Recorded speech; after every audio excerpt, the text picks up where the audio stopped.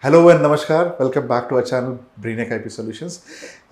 Today we are going to discuss about an interesting story of a company who brought 1000 premium segments car on road in Delhi on 5th June 2026 as a taxi segment actually. It was a shocker not only to the taxi players but also to the EV manufacturers. The name of the company is Green SM.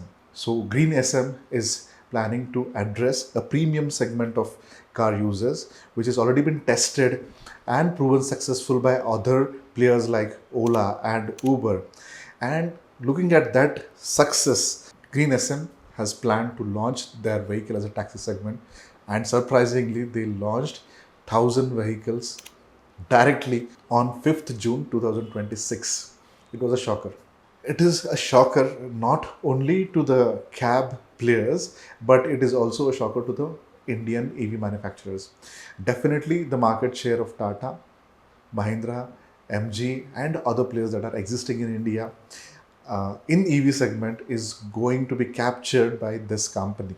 One more advantage that this company has is they are able to make in India, and because of that they are able to get tax benefits and launch their vehicles at much affordable rates in India.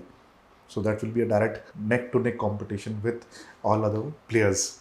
So that's little problematic for the existing manufacturers. So let's understand what Green SM limo is all about. So Green SM Limo is owned by Vingroup actually. Vingroup is a big group from Vietnam, which is owned by a millionaire from Vietnam. This group has a lot of money. So this group don't have any problem of funds, and their aim is to expand globally. Now, the vehicles that are launched by Green SM are all manufactured by VinFast. Again, the VinFast is owned by Vingroup actually. And all these vehicles are into different segments, starting from lower segment to the higher segment. They have all variants. So they have named their variant like VinFast 2, 3, 4, 5, 6, 7, and 8. So that is what they are aiming. But surprisingly, this is first time where a country like Vietnam is able to launch such a big fleet of vehicle in country like India. Earlier we saw companies from US, China bringing their premium product. Now this company is also trying to address or attract the premium segment in India. So definitely other companies are going to face the pinch, and not only cab providers but also manufacturers. So why they're launching this vehicle? So I did a little research and found that they are trying to attract this premium segment. They are trying to give the feel of luxury to this premium segment taxi users, and that is how they are trying to do their branding or sales actually, by really giving an experience to the users. They are trying to minimize their expenditure on branding and promotion, digital branding and promotion that other companies do. So they are trying to give a real life experience to the users, and hoping that if they like the vehicle, definitely they will book an order. So this company, Green SM Limo, is planning to launch 10,000 total vehicles across India. So this is going to be a scary. The problem is Ola and Uber don't own their vehicles actually. They don't own their vehicles, but Green SM owns their vehicle. So it will be very easy for them to give affordable services to the Indian consumers, which is not the case with the other players. When a person is asked to buy their own taxi, they have to pay their EMIs, and also they also need to pay their EMIs from the money that they are getting. But in this case, if the driver is you, if they have a driver for this taxi, the entire money will go into his pocket, and he has no other liability actually. That is one thing that I can understand is advantageous in comparison to this other taxi service providers. Next thing is, they have also promised that they will give 35,000 as a remuneration as a salary to the taxi drivers, irrespective of whether they get a ride or not for first 2 months. That is what they are doing. That's where they have money, and they are pouring money so that they can sustain for at least 2-3 months, and these cars will be visible on road wherever you can look, and then they can take the feel of this vehicle. So this is what is all about Green SM and Finsoft and Green Vingroup actually. So was it a surprise? Actually no. They had started talking to the government people since 2024, and they were able to start their first manufacturing setup.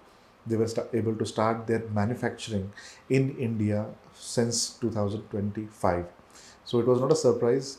Since last 1 year they are here, they are manufacturing these vehicles, and that is the reason they were able to launch this kind of vehicles. So it was not a surprising story, but it was not so much heard about. So that is what I can say.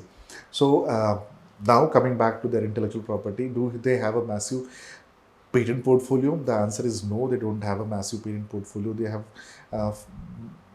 around 60 to 100 patent applications that have been filed and published and granted actually across few countries, specifically countries like US, Canada, few South African countries, and India is where they have filed their patent application, and that also shows a pattern where they are going to head next. So India, yes, definitely they have filed patent application. There are 2 countries from South Africa, US and Canada. So these are the countries they are aiming to launch their services or launch their products. So I don't know how it will move ahead, how this patent game will play with this company, because the companies like BYD and many other players have a lot of patents in EV, and how this is not going to affect VinFast. That is what we need to look into. If that is not going to affect, then there is something that needs to be looked into in detail. An audit has to be done of an entire IP portfolio of this companies, what went wrong. So looking forward to this future and what it happens, and what looking forward to it. Let's see what happens in future, whether we will see a lot of litigation happening against this company or there won't be any litigation. If there is no litigation, as I've mentioned earlier as well, they have very less patents. Does that mean that they are able to just bet on price and interior of the vehicle?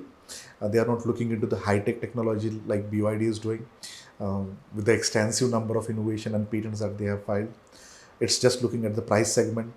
So these are all things that we need to look into, unless and until we are able to see the vehicles actually, what kind of tech it's offering. It would be difficult to predict what actually is happening. But when we look into the patent portfolio, it seems like they are launching some generic EV vehicles with premium interior at a reasonable cost. That's what I can predict directly. So let's see how they move ahead and how this patent game, how this turns out to be in future. So if you want me to create more videos on some interesting topic, just type it in the comment box. I will be really happy to do that. And also don't forget to like, share and subscribe to our channel. So keep investing, keep inventing, and keep earning tremendously. Looking forward to see you again. Thank you.